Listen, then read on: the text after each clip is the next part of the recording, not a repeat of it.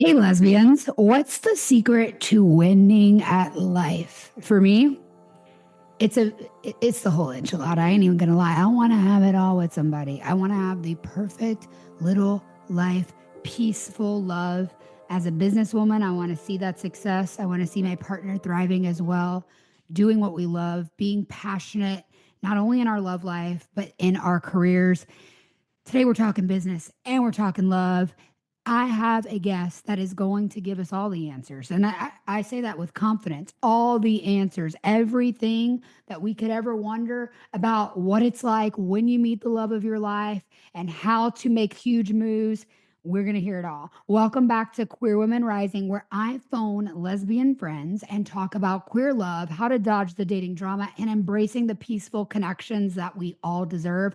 I'm SophiaSpallino, your lesbian host. I'm so glad that you're joining me today. If you're not watching this on YouTube or Spotify, you are listening to the podcast the wrong way, especially today, because I'm a very, very special guest that will be here in person. That's right. Actually, in my house, in the studio.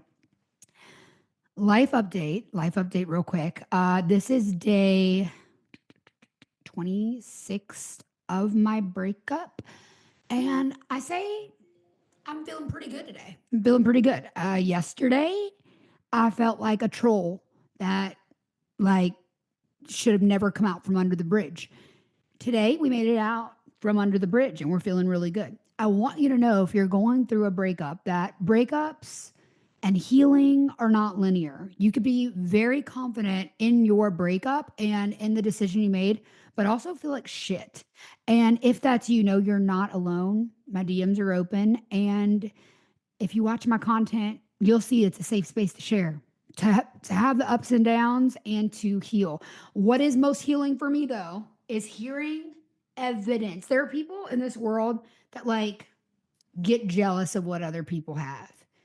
If that's you, this episode is not for you.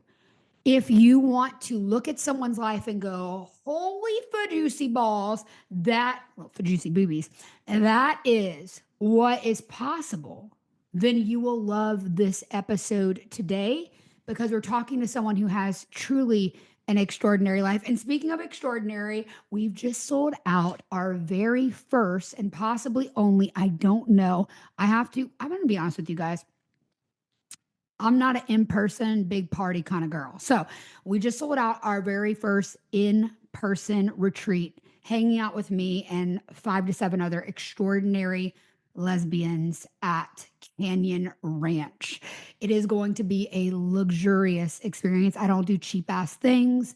If you hang out with me, we're not doing cheap ass things. We're only doing extraordinary. We're hanging out with the most cool lesbians in the world, and we're going to be being pampered because I don't know about you, but I don't think there's anything sexier than a relaxed lesbian. Okay.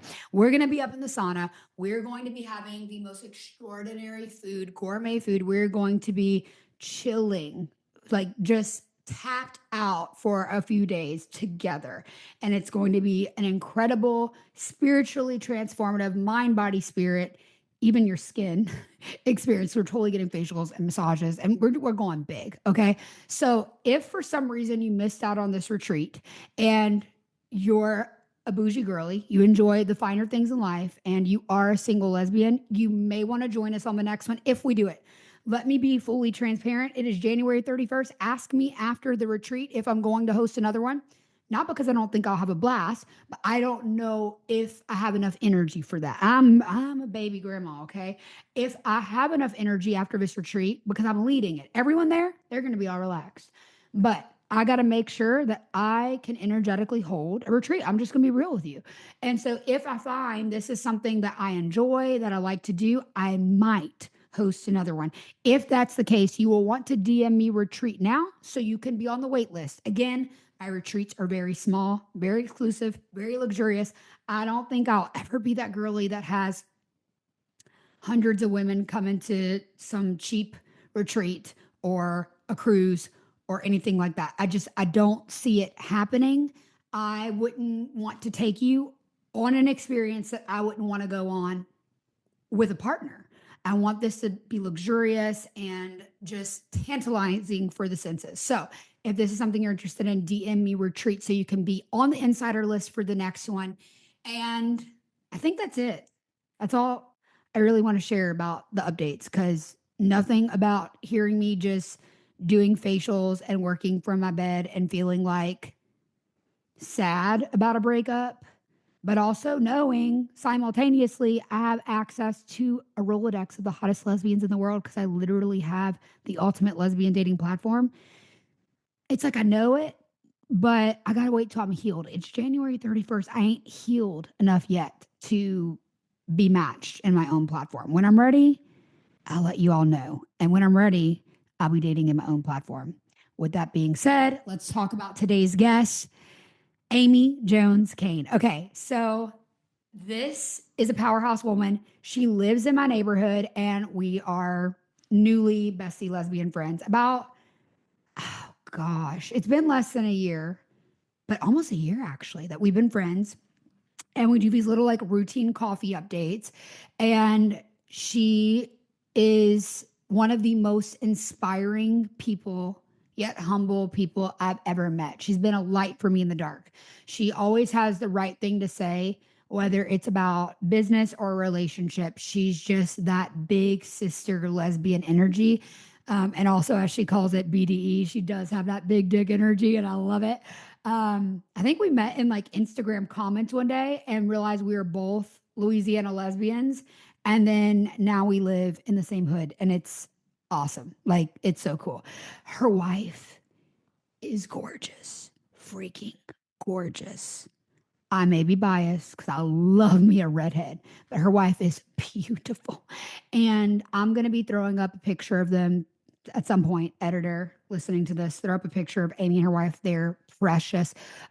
This show, as you guys know, is about lesbians who do extraordinary things and have extraordinary little lives. Like, your life doesn't have to be fancy to be on Queer Women Rising. I want to give women evidence of what's possible. And in this case, I'm truly giving you evidence of what's possible, not only in love, but in a life that is so big. So big. Amy Jones Kane has done so much. She went from being one of the few female sports anchors in the country. I'm talking about going from our little town's KATC3 to ESPN and Fox. She left the newsroom to lead the communication strategies behind major political wins. She's built and sold businesses. She's helped shape NIL sports collectives, and now she's bringing high-end fashion to business women with her latest venture, buying into Bespoke Batiste, a custom fashion brand with high-end suit options to offer women caught in the often boring world of off-the-rack business world. And if you're listening to this, we know. We love a lesbian in a power suit. We love a good tailored suit, okay? Us gay bosses love to dress crisp, polished. And that is what this brand is, and also extremely colorful and personal. Y'all have to go and look at the show notes. I'm just so proud of her and all that she is, all that she gets behind. Beyond the career wins, there's a love story. That's what most of the show is about. How did she really know that her partner was the one? And man, it's a good story. And what keeps them strong in a world where success could sometimes get in the way of love? Welcome to the show, Amy Jones Kane. Hello, Amy. How are you? I'm surviving. It's breakup season. So.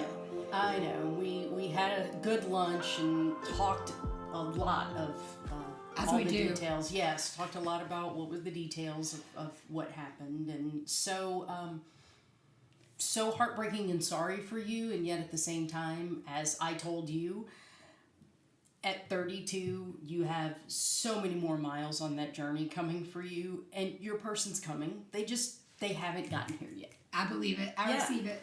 Yeah.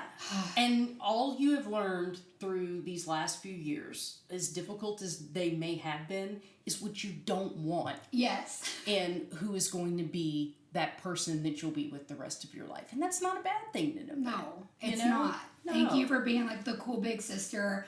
Anytime I need, you're right down the road. We're literally neighbors, and I can be like, Amy, help. Yes, absolutely. I told you, for me, I met my person when I was 39. I know we're going to talk about. I'm so excited. Thank you for doing this with me. I know, and I asked, can I talk about it? Are you okay with me telling the story? And she's like, tell the story. Okay, So, okay, good. Yes. We've got yes. wifey approval. Yes. I love it. Okay, so I always start with what letter of the alphabet soup do you identify with and why? As in, like, the LGBTQ. I mean, always the L. Okay. Always. It's always been the L word, right? So, like, since you were little?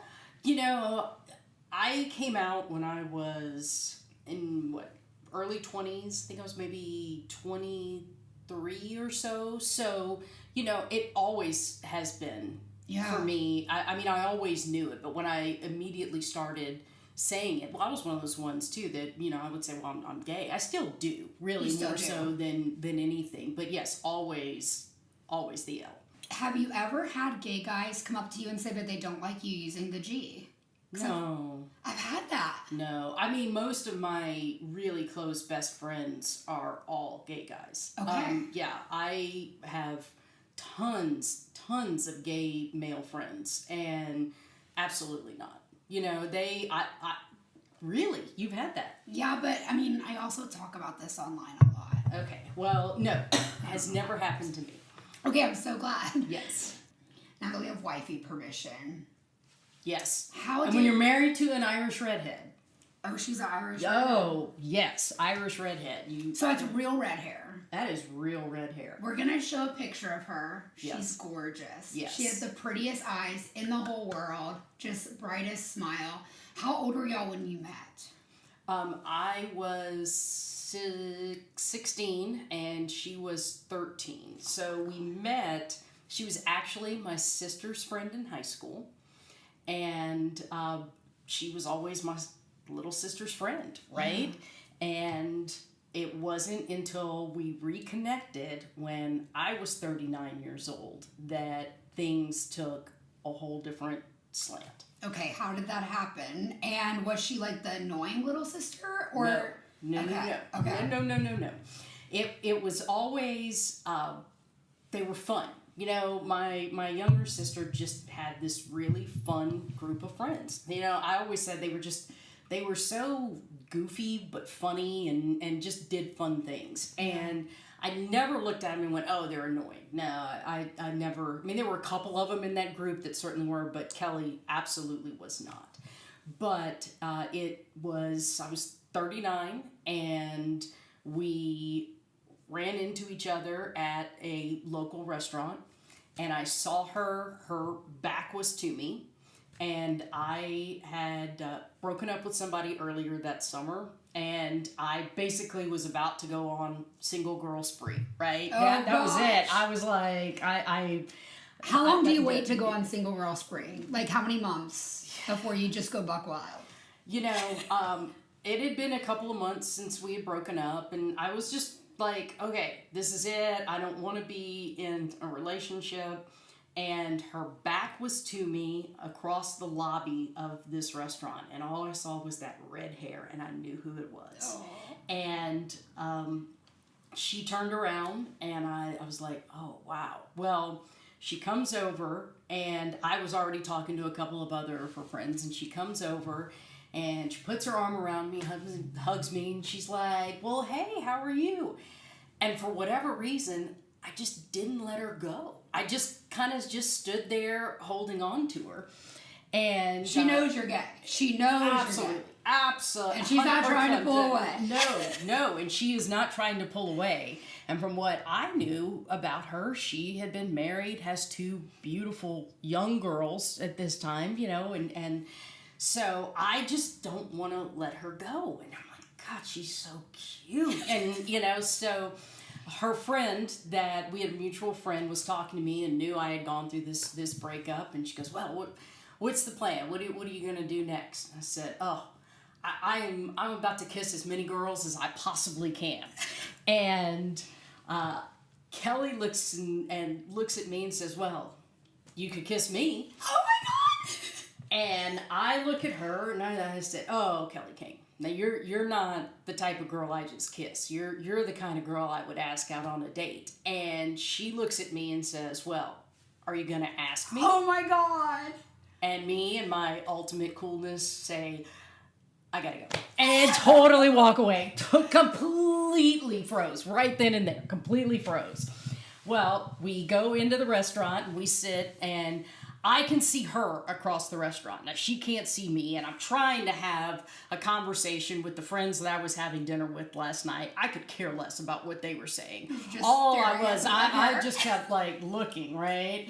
And we were friends on Facebook. I send a message to her messenger, and I'm like, hey, I don't know if you were just joking around, whatever, but if you were serious, I would love to take you out. And hits back, win. Oh my gosh. So I'm like, okay, all right. So we make a plan that in a couple of days, we're going to go and have a drink. Real quick, that night you did not kiss her? Absolutely not. I didn't talk to her again that night. Oh my God, okay. Right. So nothing happens, and so we decide, that was a Friday night, so that Sunday night we're going to go and have a drink. Okay. So, and I keep giving her, like, okay, I'm going to give her the out. I'm going to totally give her the out. She's not dated a woman before. She's going to,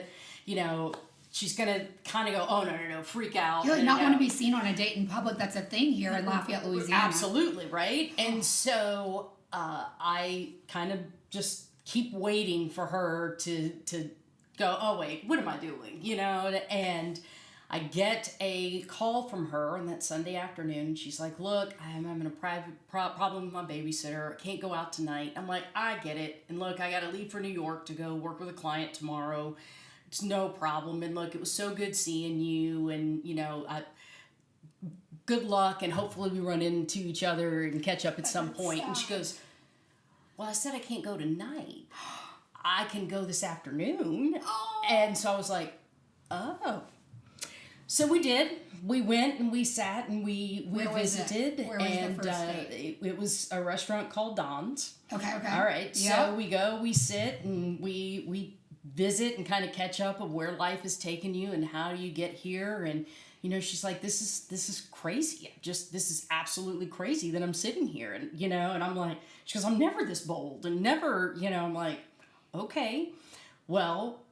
Wonderful afternoon visiting. She's got to go because she's got to get back to her kids. And I'm like, okay. And that was it. Did not kiss then at all. Well, I leave to go to New York, but it's her birthday. So we'd had a conversation. She talked about, the last few years she was, going through a divorce and it was about to be finalized. And, that it was just hard because she'd stopped dreaming and stopped wanting for things. And so I sent flowers and I said, may this be the year for her birthday. I said, may this be the year you start dreaming again. Oh. It's all very simple. And I just get a text. The plane's about to take off. And I get a text and she's like, well played, Amy. Well played. I'm like, I was just trying to be sweet, right? Girls do this. Right. Boys don't do this. Yes. They have to be reminded. They have to be begged. Right. This is what women do. So the client I'm working with is at the U.S. Open. So I get to New York and we are texting. I get to the airport, the plane lands, and we just start that constant texting. And I'm like, God, these are funny conversations we're having. She makes me laugh. And land in New York. And then the texting is really constantly now is what it's turning into. And staying with my best friend who's living in New York at the time, and we're doing things, and yet I just keep looking at my phone. Yeah. I'm like, okay, I'm supposed to be on single girl spree. What's going on here, right? So you've not kissed one girl at this point. Right. And I'm not no, I had. But it was very interesting that I'm sitting here and very taken with her. Yeah, you can't get her out of your head. Cannot. And at night, I'd be, laying there to go to sleep, and we get on the phone and start talking till 3 o'clock in the morning. You know that time, right? Oh, you fall asleep on the phone, the kind of thing. lesbian talking stage, yes. Right. Well, the morning I'm supposed to get up and start work with the client, and I do that, and I'm at the U.S. Open, and I go out into center court, and it's empty at the time. At this point in your career, what are you doing with this client? Consulting, doing some consulting work with somebody that is working for the Tennis Channel. Okay. And so I take a picture on center court and send it to her. And so that kind of prompts a whole new conversation. Well, the next day comes and I'm like, what are you doing today? And she's like, not a whole lot today. And I said, keep your phone by you. She says, what? I said, come see New York with me. Well, instead of doing what I'm supposed to do, I spend the day going to things and taking pictures and showing her what I'm seeing. Aww. And in that is I'm sitting in Central Park, and sometimes I just love to go sit in Central Park and just sit and watch. And I'm going, why is it that I really wish she was here with me? Very, very strange. But this all comes full circle. So remember the park. So this goes on the whole week that I'm there. And I'm there having to work for the week. And we get to the weekend, and it's Saturday. And I'm like, why am I sitting in New York City when the girl I want to be with is back in Louisiana? And actually, at this point, she's at her parents' beach house about an hour outside of New Orleans in a little town called Bay St. Louis. So I just take off for the airport. And I get to the airport, and I go to check in my luggage. It's an hour before the flight leaves, move the flight. And they're like, oh, well, you can't check your baggage. I said, I'm here, it's an hour before the flight. They're like, oh, in New York, you have to be here an hour and a half if you're going to check baggage. Gosh. And I'm like, I got to get on that plane. This is the last plane going back to the South. You got to let me on that plane. And he was like, I can't do anything about it. We've closed it, and your bag is really clearly too big to be able to carry on. He goes, I'm sorry. You're just going to have to catch another flight tomorrow. So I kind of stood by there, and so now I'm looking at my watch, 45 minutes to go until this plane takes off. Oh my God. What the hell am I going to do? I'm itching for you. Right? I'm like, I got to get on this plane. And so finally I look at him and I'm like, look, I don't know if you believe in love. I said, but there's a girl on the other side of this, and I'm going to lose her before I have a chance to win her if you don't let me get on that plane. Well, the guy stops. And he looks at me. I'm telling you, I told you this is like a movie, right? I hope he's not homophobic. Absolutely not. Okay. He stops what he's doing, and he looks at his colleague, and he says, take over my space. And I'm like, well, either he's about to kick me out of the airport, or he's going to do something really cool. So he comes around, and he grabs my suitcase, and he's like, follow me. And suddenly, here we are in JFK, walking through the airport. He bypasses, now you know the lines in New York airports, right? Insane. Bypasses everybody. We go to the magnetometer, get to security. He goes right past it, takes it through, puts this big suitcase on the thing. He says, this is going to be our one sticking point. Let's see. It like with nothing to spare, gets through on the side. We get to the gate. He walks me past all the people in the line at the gate, okay? We go all the way down to the plane. He stops as we get to the door, looks at the flight attendant at the door and says, check this. It's a direct flight to New Orleans. He says, check this bag. And he looks at me and he says, honey, I hope she's worth it. Go get your girl.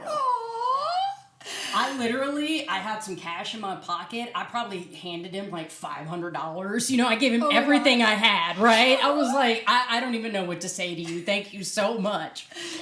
I get there. It's like 11 o'clock at night. It's about an hour away from the New Orleans airport where she's at. Oh, so she's expecting you. She knows I'm coming. Okay. But remember, we still haven't kissed at this point. Oh my God. I'm doing all of this for somebody that I just had these amazing conversations with at night. But she knows there's a vibe. It's on, right? So I get there. Okay, real quick, I need to tell you about Wisp, an online healthcare service that is for the girls, gays, theys, and me. In fact, for 3 years, they have been a part of my daily regimen. I know many of you listening long to create beautiful, women-loving women relationships. And that, my dears, begins with excellent kitty care. Like, no offense, I don't know about you, but I personally don't want to be at a kitty cat cafe, if you know what I mean, that doesn't provide the freshest dessert for me to lick. So do unto others as you'd have them do unto you, and keep your kitty cat cafe fresh. With Wisp, everything from the consult to receiving meds is done from the comfort of your phone, and the company is proud of being inclusive, cost effective, and accessible for everyone. Wisp believes that you know your body better than anyone else, which means no more urgent care visits for issues such as UTIs, yeast infections, or STI treatment. You can save so much time not going to in-person appointments or waiting in line at pharmacies. The free shipping will save you so much time. Or same-day pharmacy pickup can have you feeling better faster. Before Wisp, I was prone to getting BV, but my kitty pH balance stays perfect. Chef's kiss now that I am on a consistent probiotic regimen. Ladies, this is so important.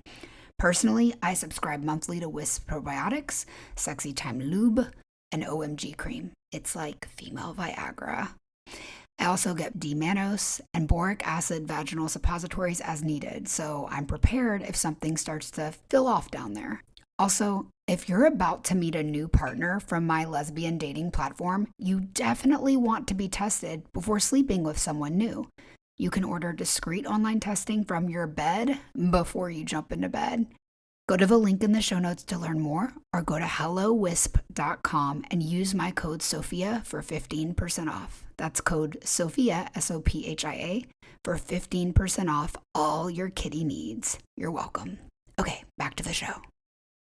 And their house is this beautiful old southern house on the beach with this gorgeous, staircase coming down the front. And I pull up, and she comes walking down the staircase, and I mean, like, her parents know?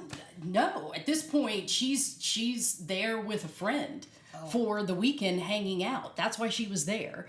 And she comes down, and I'm standing at the bottom of the stairs, and I'm telling you, with like 4 stairs left to go, she like basically just jumps. And we start kissing, and that was our first kiss. And I like to say we started kissing and we haven't stopped to this day. That's so cute. How many years ago? That was coming up. It'll be 11 years. That happened at the end of August, and we will have been, well, fast forward. I mean, and that was it. Like, I knew from that second that was it. I was gonna marry this woman. But how do you know? I knew it was in my soul that this was it. That like this was. I'm like I am 1,000% in. Like I never hesitated. I never questioned it. And when I sent the flowers to her, her parents were like, "Well, these are beautiful. Who are these from?" And she tells them. And they're like conservative old people from the South? Well, I mean, they're from the South, but I mean, to the point that they were like, oh, okay, oh, all right. So, all of this is like lining up, and, but her parents know who I am, and my mom, she knows who Kelly is, everybody. And so all of this is like happening, and I'm telling you, I knew that yes, it was. I was marrying her. I was gonna marry those girls. I was like, I don't even know your kids yet, and I'm telling you, I'm gonna love them. I am gonna love these girls, and I never wavered about it. Never second guessed it. And December, so I turned 40 that December. Now it's August. We get together, end of August. Okay. And it is December 7th, my 40th birthday. We're in New York for my 40th birthday. And she's like, well, what do you want to do for your birthday? And I said, I want to go walk in Central Park in the morning. I said, it's so cold. I'm like, it's crisp, it's cold, let's go walk in the park. And we walked to that bench, and I said, this was the bench I sent you the picture from. And she was like, really? I was like, yeah, let's sit. So we sit, and we're talking. And I turned and I got on one knee on that bench. Oh. I asked her to marry me Within a few months. within a few months. That's so beautiful. Yeah. So you say that it's just a feeling you have. It's 100% this. My life will not be complete if I'm not with you, and I knew it. I had never felt like that. It was, and the more I would talk to her, the more I was like, this is what it's supposed to be like. And it was always like people are like, well, how did you know? How did you know? And we've been married 10 years, right? Yeah. And how did I know? I knew that it wasn't just a idea with her. It was an action. Mm-hmm. It literally, it defined what it was supposed to be like. And I think this was the biggest thing for me. I am a dreamer. I mean, you know my business story, Yes, right? yes, So, which we'll get into. Right, but I'm a dreamer, and I had really never been in a place with somebody that those big dreams were like, okay, go for it, Yeah. And that's what I found with her. But what it was is it wasn't her just saying go for it.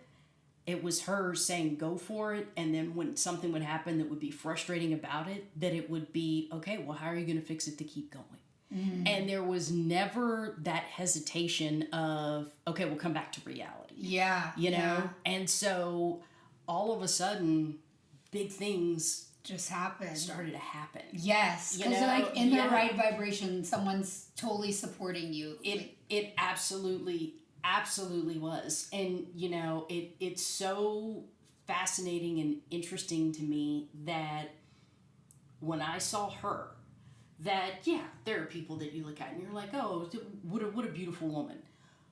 But hand on the Bible that in 10 years it has never been one of those things that I've looked at somebody and go, oh, yeah, no, because you have it all. Like you got it all. My I see her. Every time we go on a little coffee date, you're like always just like, my wife is so hot. Like every time. It's so cute. Like you're always talking about her. I just love that woman. I just love her. And people like to talk about that, how do you guys do it? Look, it's not all great. Yeah, that's what I want to know. Like, what are non-negotiables in your relationship to keep it all great? What are the boundaries that you guys have? What are just some common things? Like, maybe you don't even have to talk about it anymore with each other because you just have... To know that it's better to go through the hard parts together than to be going through something good by yourself. Ooh, that's so good. That's so good. And that's really what it is that... and we have had to do a lot of hard things, and yet we do it together. And I think the other thing is it's a lot of talking. It's a lot of talking and working on yourself as an individual that then tries to make you a better partner. And I mean, look, work on it every day. I am a fixer by nature. And to understand that, she's not always asking me to fix whatever issues she's going through. Sometimes it's just, I want to tell you what's going on, or this is what I am going to have to deal with. Yeah. And then just be that support of, okay, I'm here. Mm-hmm. And those are hard lessons that you have to learn. And then on top of it, I adopted the girls a couple of years after we got married. I was able to adopt my daughters. And so you've got two. I've got two, and thunder and lightning, as I like to call it. And it's definitely, without a doubt, the hard part of parenting together is also, just another level of things. And it was so funny because she told me this very early. She goes, our biggest fights are going to be about the kids. Mm-hmm. And I'm like, no. Yes. Because parenting's hard. It is hard. I can't imagine. Yeah. Running a business and having children and making time for your wife. Yeah. You're really doing it all, and you're not running a business. You're running like an empire, multiple businesses. Yeah. Life has been very kind to me from that perspective. Okay, so I love having women on the show to not only talk about love and how to build healthy relationships, but I didn't really get to see queer women doing all the things, having it all growing up. Or if I did see it, I was kind of shielded from it. Okay. In the South. Like, oh, there's Ellen and that's it. You know? That's right. it. Okay. Never got to see feminine women do it. Never got to see women who look like Kelly be these feminine women in beautiful, healthy relationships and have a partnership and be in business together. So I want to know about the career side, because just as much as the love is beautiful, it's like you built this huge life, and women disproportionately make less than men, but queer women are even more marginalized, and we cannot create what we don't see. So I would love for you to share all of your success, so not only we can celebrate it, but see what's possible for us. So can you tell us, even from before you met Kelly, how you started your journey in your career, and then how it blossomed when you came together? Well, for me, I started my career, I was a television sports anchor for many years, and was out in California and got to do some work for ESPN, got to do some work with Fox, got to do, was covering all of the professional leagues, and, was at the time at the Apex. It's when Shaq was still playing, and Kobe Bryant and Steve Young and Jerry Rice and all of these huge names, and I'm covering Super Bowls and All-Star games and all of this. All the sports lesbians listening, you're like, what? Yeah. Shout out to my sports ball girls. So, right? So, and I still am. I'm still a sports fanatic. Oh, okay. Absolutely. But it's fun to be able to just enjoy it now, because it, like anything else, it just became a job. Yes. But after I decided very early on in my career, I had done that for several years, but then decided, I don't know if this is it for me. I just don't know if this is what I want to do the rest of my life. Every weekend, you don't have weekends, you're in sports stadiums, and, while the rest of the world is off, you're working, and that's the life of being in sports. And I was like, I just don't know if this is forever for me. And also at the time, I was based in California, and I was like, I'm away from my entire family, and this is really hard. And when I missed my sister's wedding because I was covering the Olympic trials, I was like, maybe this just isn't what I'm willing to give up. And I always say it was the best decision I ever made. People are like, well, you were so good, don't you miss it? And I'm like, when I walked away from that, I just never looked back. And it started, I went to the other side of the microphone and used what I had learned there, and really started life in PR and political consulting and doing things but it was always working for somebody else, right? Okay. Always beholden to somebody else. And for me, it really came down to, in 2009, I was working on Capitol Hill, and I decided, this is it. I'm done working for somebody else. I'm going to be my own boss. And I can remember I walked out of Capitol Hill for the last time as an employee, and it was 2009. And there's that meme of Firestarter that you have Drew Barrymore, and then the sky's all on aflame behind her. That's how I kind of felt walking out of that building. But it was time to take a chance on me. Which is so scary. It's the scariest thing anybody can ever do, because there is no safety net. Oh, I know the feeling. Right, absolutely. There's no safety net. And that's what I did. I walked out and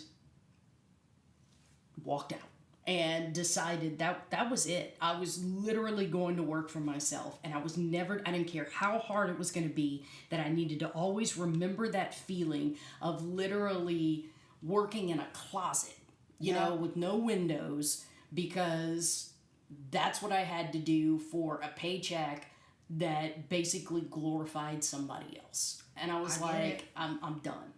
And so I was like, I'm going to pick and choose what I want to do. I love it. And I think someone out there listening is feeling these feelings, and just know, I made it.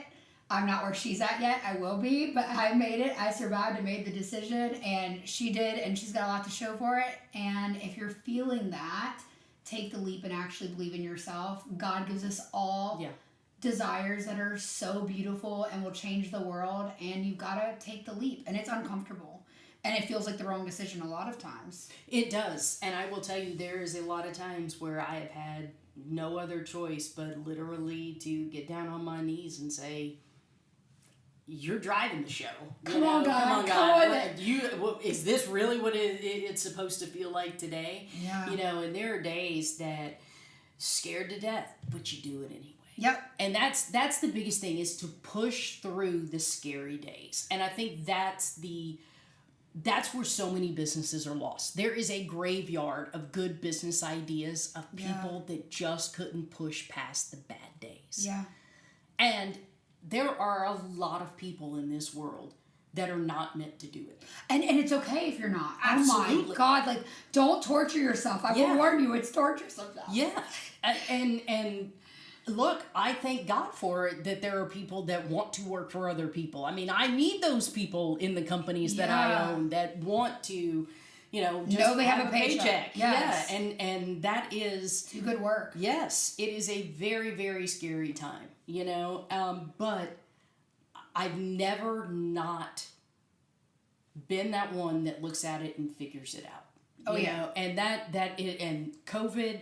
while everybody else was like, oh my God, I looked at COVID as, okay, where are the opportunities? Yeah. Because in every situation, somebody somewhere is making money. Yeah. What is it that people are getting paid to do during this particular season? I'm so glad a gay girlie got the money. And you got to go that route. Yes. And that's literally, that's all the time. Everything that you're looking at, it's to look at it and go, okay, where is there an opportunity? And, I have a fantastic business partner that he and I are very solidly along the line of, don't ever look at it, don't be greedy. Yeah, no. Don't be greedy. Find where your niche or your piece is in a project. Do what you need to on that project and then move on to the next thing. Yeah. Don't allow yourself to be so mired down into, and that's the other thing. People don't know how to pivot very well. You have to. You got to be nimble. You have to be able to be agile, and you have to know how and when to pivot. And know that it's okay to be new at doing something. Oh, 100%. But get good at it real fast. Yeah. Real fast. Yeah. Absolutely. Yes. And those are it's no gigantic secret that I'm telling you. I think that more or less what I'm telling you is it's more about the determination that has to exist. There is a mindset that has to exist when you work for yourself that is way different than anything else. Because no one's going to give you the paycheck. No. And then even if you have a good paycheck this month, the next month you've got to go out and get it again. Yes. And this is my other biggest piece of advice, that when you do find success, you got to find ways to give some of that money away to people that need it, change people's lives, or show up for them at a time where they need it in a way that is not expected. And I say this in a very humble place, that the most humbling thing that we get to do, and I say get to do very specifically and deliberately, is to help some families that lose a loved one bury those family members, to give them beautiful. A dignified death. And I think sometimes that's the greatest gift you can give somebody. I really do. Is this something that you just choose to help people, or is there an organization, or is it just personal? It's personal. That's so sweet. It's personal. And, it was, I remember the first time my business partner called and said, so-and-so's father's died, and, they don't have the money to be able to bury him. And what do you think? You want to go in half with me and let's bury him? I was like, absolutely. And that has turned into something we've done several times. And the feeling, I can't tell you, the feeling of knowing that you are giving somebody dignified death and allowing a family to have closure, that's a gift. That is a real gift. That's interesting. I would have never suspected that was one of your passions. Like, I didn't think it would be. But I'm going to tell you, it's the one thing I hate it for those families. And yet at the same time, I love that I'm in the position to be able to help in those particular situations. that's beautiful. Yeah. And then the other thing I would suggest is that when you have success in business, then find something that becomes passionate for you. Because a lot of what you do business-wise that may make you successful is not necessarily something that you're passionate about. Yeah. You know, I mean, we've done a really great job of building a very successful company in a sector that I can't say that I'm necessarily passionate about. Yeah, no.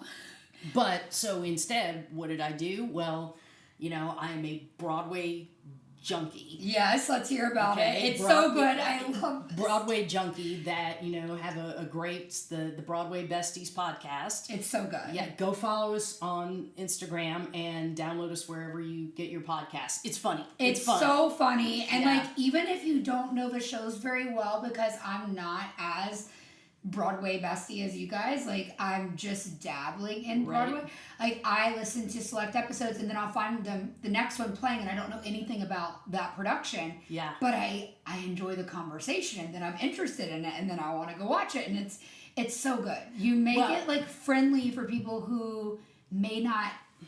That's the point. Yes, like, That's the point. for me in my life, I don't have a ton of time to go see these shows right now. Like, I'm busting ass. This is my, like, grind season. And so I'm not getting to go see all the shows that I want to go see. And you make me feel like I'm there and that I got the experience. And I love that. Well, and I will say this, too. I hate that people say, oh, lesbians do not like Broadway. And I'm like, People say such things. well, absolutely. They're like, oh, well, that, you know, and I'm like, are you kidding me? Oh, no. In Queer Country Club, we talk about Broadway. I love Broadway. I do, like, themed music. Like, I play lots of music. Yeah, well, the one thing that we have found through the podcast is, you know, how many lesbian-loving Broadway women there are. In the closet. Yeah, exactly. And I'm like, come on out. The water's real warm over here. So, I love it. yeah, so have that. And then the other thing that I did is that I invested in a bespoke suit company. Yes. Yeah, I love this. and that is, you know, I hate how boring. I'm And saying how how boring it is when I'm boxy sitting men's here suits. in jeans and, you know, black. But No, you look fabulous. but normally, if you see me like dressed up, I promise you I will be the loudest one in the room. I've seen you But dressed yeah, up. so it is one of those things though that I think that off the rack suits for women are awful. Yes. They're so terribly boring. you Yeah, know? and it's not just the femme lesbians that deserve the couture. Well, but here's the thing: is I love that we dress every range of human being. I have so many businessmen that wear what we wear. I've got celebrities that we are able to dress. You know, I've got every range, and this is really what I'm hoping more as we move into 25 and 26, is that we start dressing more women that understand the power that comes in wearing clothing that is cut for you. Yeah. And the fabrics and the textures that make you feel comfortable. Because, you know, look, I'm almost 6 feet tall. I know I can wear clothes. You're tall. You can wear clothes. There's so many people that settle for clothes that don't fit them well. Because you have to go get it tailored. Exactly. And they don't tailor it right. So, but when It's you so start wearing... expensive to just go buy something cheap only to go tailor it. Exactly. And I'm like, wear something that you love that is custom made for you. And I'm telling you, Pay for it to be done right. Yes, and look, and I know you are trying to make magic happen with couples all over the world. Oh no, we're not trying. We're making. So it my happen. point is that I better be dressing all of these people for your weddings. Yes, Queer Country Club, guys. If you haven't joined, it's lesbian dating, but only for you monogamous lesbians. And if you haven't heard about it, I don't know how by now, but I started the dating platform. I'd love to have you apply. And we are only wanting women inside who are truly looking for their life partner who actually want a wife for life. And when you get married, not only do I want an invitation to the wedding, I want you wearing one of Amy's suits. Okay, Absolutely. so what's the name of the company, Amy? It's Bespoke Baptiste, and Baptiste is a very southern name. It for those of you that are is. like, well, but my business partner, oh my God, he dresses in a way that I sometimes, and I'm not afraid of color and fabric combinations. Sometimes he'll put things together, and I'm like, I would never think to do that, But man, damn, you look good, right? I love it. So yes, Bespoke Baptiste, Batiste. Okay, we're gonna put it in the show notes. Yes, absolutely. Love it. So can they order a custom suit and like send in measurements? How does this work? Yeah, we have a whole process that we're able to measure you anywhere that you are in the world. Okay. And then go through, we'll do Zoom calls to go through, so we can send you fabric samples if you need, do everything to make it exactly what you want. Although I always tell people, just trust me. Just trust me. I haven't had anybody yet that I have put it together that's like, oh, I didn't like that. Yeah. No. It's really some fantastic things that we're able to do. And again, goes into my creativity and the passion that I have for it. I love doing it. I love it. And you said at 39 is when you met Kelly. Yes. At what age did you feel like, shit, I have it all? Like, I've got the kids, they love me, like we've got this family, and now we've got the business is thriving. At what age did you feel like secure? You know, I think I always will be grateful at every moment for what we have now.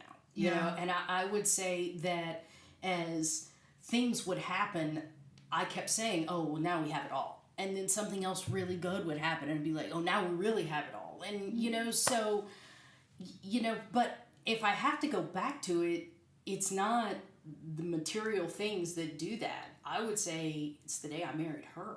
It really, that catalyst for me was a springboard to so much. You know, I just love that woman. You know, I tell you, my favorite thing, I tell her, my baby, you just rock my chain. You know, and she just does. It's so funny you say that every time, at least once a week. I know. And I'm like, I don't know why, but it makes me blush every time. I don't know if it's like the chain, like I don't. And you know where I got that from? Where? Sterling K. Brown, when he won his Emmy Award for playing the prosecutor in the O.J. Simpson miniseries with Cuba Gooding Jr., got up and told his wife from the stage, he's like, hey, baby, you just rock my chain. And I'm like, that's how I feel about her. You know, so I just, that's where I got it from. And it has stuck with me for all of these years. But that is my way of saying it, that, yeah, she does it for me. And how did she know? Did she ever tell you? You know, one, you'd have to ask her. You would really have to ask her. But she's not a girly to come on the podcast. Absolutely not. Absolutely not. Opposites attract like that. Why? Absolutely not. She, no, for as big a personality as I am, she's equally a personality, but she is just fine. I mean, her job, she's a commercial makeup artist. I mean, so she is truly a behind the scenes person. That's what she does, you know, and she's like, I told her, I said, hey, I'm going to go do this podcast with Sophia. And I was like, do you want to come by? And she's like, Because she can come up to you and hang out with us. Yeah. And then I told her that. And she's like, I'll just watch it. I'll just watch it. So, you know, for her, it really was probably about 2 weeks into she and I dating. We had hung out one night and I had left, and I sent her a text after and said, you know, I just really love hanging out with you, and the message I got back from her, she's like, I'm all in, you know, and that's really where for her where it started. But you know, I think that for both of us, we just knew. I mean, there was something, I'm telling you, that first moment when there was never any wavering for either of us. Yeah. Ever. Like, there has never been the conversation of the, oh, you know, well, maybe I'm not ready. No. Do I'm you telling think you. that not wavering is a huge sign? Because I always said if you make up, break up, or if you got to go date other people after you already met this person, it's probably just not it. And then I waver because I'm like, oh, I have like this one friend or this friend, and I'm like, maybe like there could be something. Like, do you think that's a thing where you can't have like for it to be your person, you just know? I totally believe in that somebody's person may be somebody that is their friend. Okay, I totally believe. So you think that love can grow? Oh, I 1,000% do. Okay. I think that it's when they're whatever stage it is in the relationship that when two people realize it doesn't work if it's not you. And that's really what it is that it's not going to work for me if it's not you. Interesting. Yeah. Because that is a huge differentiating point in every relationship where I go, this isn't going to work and I would be better if I left this situation. There has not been one day where I say that about. Well, I don't say that, but I would think. I'm telling you, there's never been that moment where I think, oh, I'd be better if I wasn't with you. Like it's a devastating thought to me to think about not being with her. And that is, and I mean, that's not to say that we don't both want, oh, I need alone time, or I need to, I mean, she's a big recharger, you know. Really? Oh yeah, she needs her quiet, and it's really funny because my oldest is the same way. You put her around a lot of people and then she's like, oh, I need my time. I do too. Yeah, and that's okay. And you know, really for me, it's along the lines of, I get it. You need to, if you need that time by yourself, you know, take it. How long did it take you to learn that it wasn't personal? It took a minute. It took a minute because the immediate thing is, oh, well, you don't want to be with me. Yeah. And it's like, no. You know, that when I realized that sometimes if she wants to go and, you know, listen to a podcast on the back patio and is like, don't follow me and keep the dogs inside too. It's not me. It's not, you know,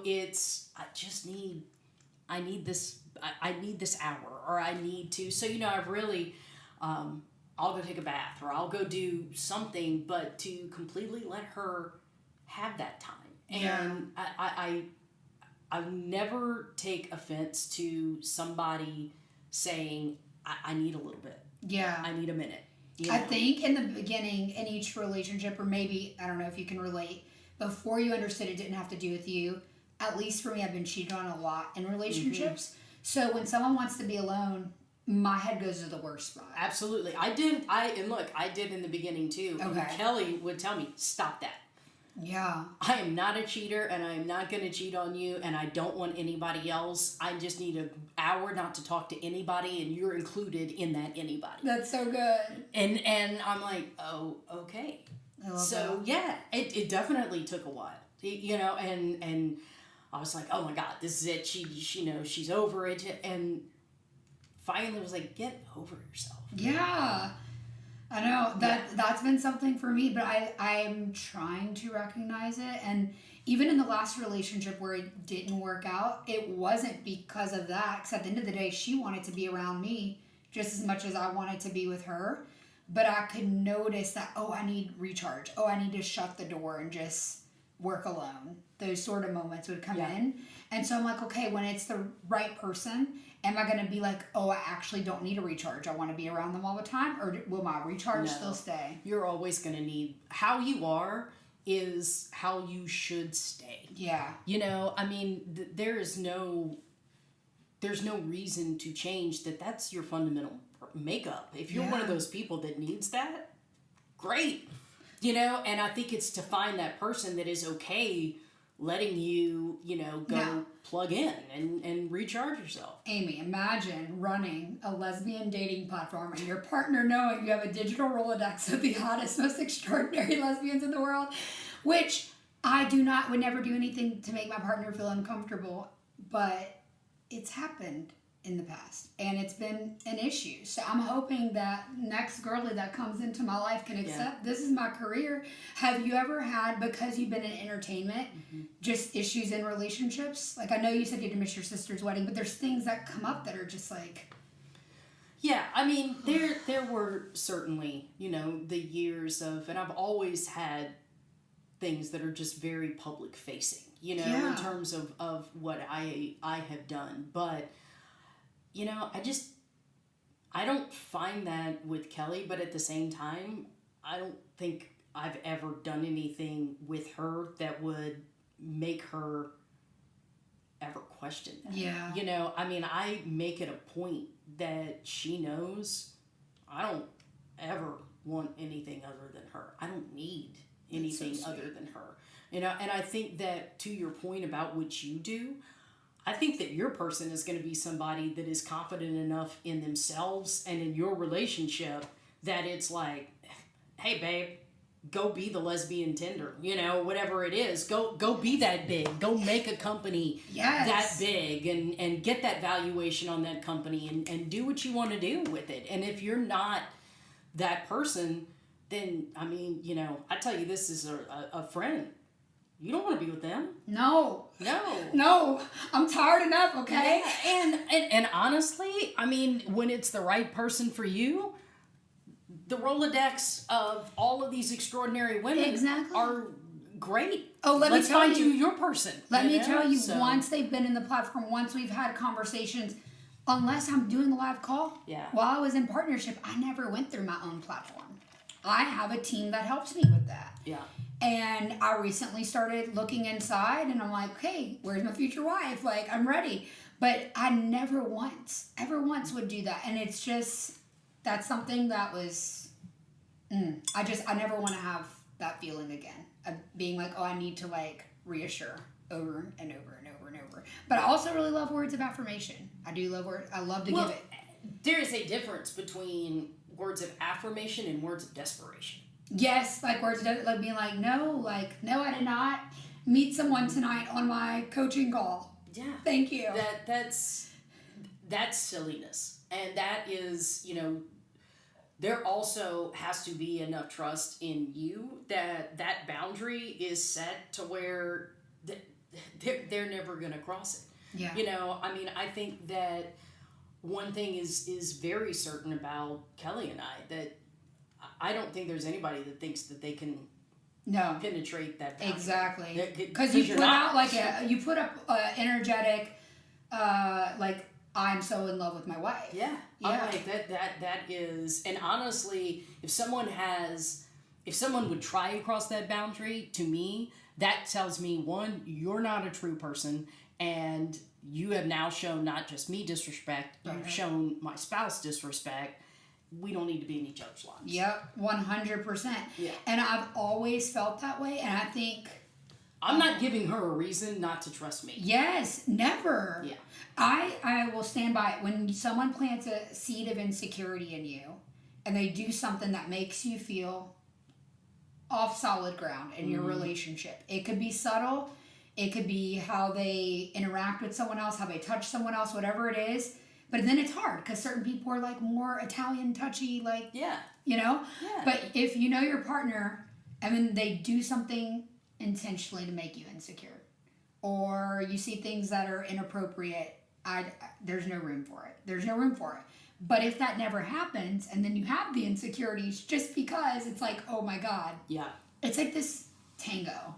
It's ridiculous. It's ridiculous on both sides. It is. And again, I think that, and I can say this, I just turned 50 a couple of weeks ago, and I think I can say that you really do have to be at a point, especially if you want to be married, that you have to want that. You have to, and you have to protect it. It's not enough just to have a piece of paper that says I am legally required to be here. Yeah. You have to want to protect what that relationship is and not give one another reason to doubt. What really sucks is we're really lucky to still be able to get married right now as of January 25th or Yeah. whatever. Record January 30th. Yeah. Let's do that paper some justice and respect our partners. Yeah. Holy moly, and cherish them. I love how you cherish Kelly. Thank you for coming on the show and sharing. Hey, you know, I feel like this is just a normal conversation for us. I know, we just have a mic here. Yeah, you just put a microphone in between us, and you know, didn't have any snacks. So. Oh, I know. If we would have had snacks, though, people would have heard us chewing. I know. It's not an ASMR podcast. Maybe we could do that next time. Like, we'll try some Southern food for you guys. Those things are.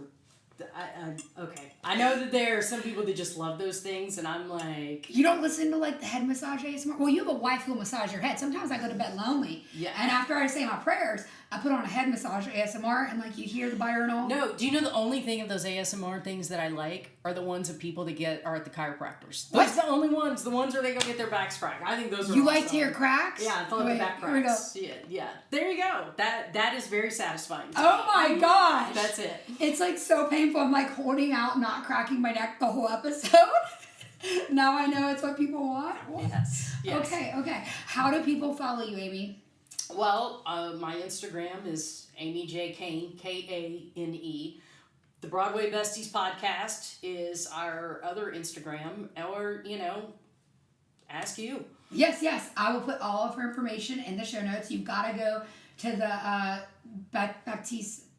Bespoke Baptiste. Bespoke Baptiste. Yes. Yes, I am so excited. I'm going to go check out the website because when we first met, you were like showing me and you're like, the website's going to be new. So I'm so excited to go check out the website again. And it's interesting how we met. We met just like being local lesbians in the area. I know, right? It was so cool. And everybody kept saying, well, do you know Sophia? And I'm like, no. I heard the same thing. Yeah. Do you know Miss Amy Kane? Okay, but Amy Jones Kane, whose last name is who and who took? My maiden name was Jones. I took her last name. Damn. Absolutely. And you're the mask in this relationship, right? We don't. You like all those labels. We don't define. Like, no, because I like my makeup and perfume and hair products as much as the next girl. So. Okay, so you just have short hair. Yeah, that's it. But I always have from TV days. So, you know, just have shorter hair, but good hair. Okay, if you're listening, you do have good hair. Yeah. But your wife has even better hair.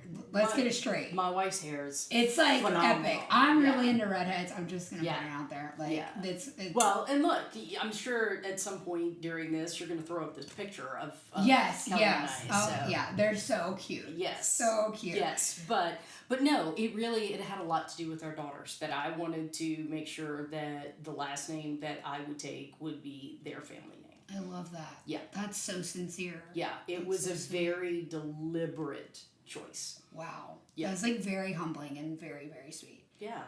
That's beautiful. I think, and you guys can tell me, drop it in the comments, if you're over 45, I feel like you hate all of the labels.